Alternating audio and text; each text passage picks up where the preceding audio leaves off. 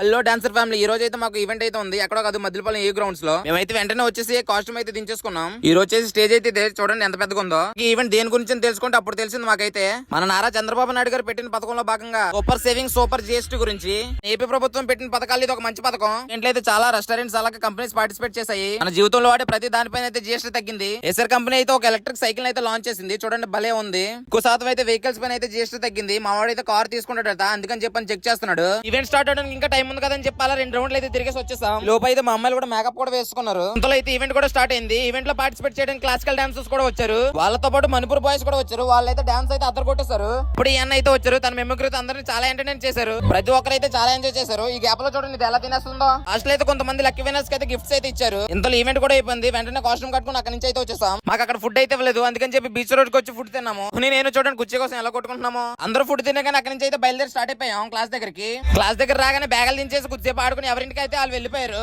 నిద్ర పట్టలేదని చెప్పి మళ్ళీ బండి తీసి బీచ్ కి అయితే బయలుదేరాం. బీచ్ లో అయితే కూర్చొని అలా ఐస్ క్రీమ్ తిన్నాము. ఈ ఐస్ క్రీమ్ ఎంత మందికి ఇష్టమో కామెంట్ చేయండి. అక్కడైతే జింకలు కూడా కనిపించాయి. వాటిని చూసి వెంటనే మేము ఇంటికి అయితే బయలుదేరిపోయాం. Bye bye.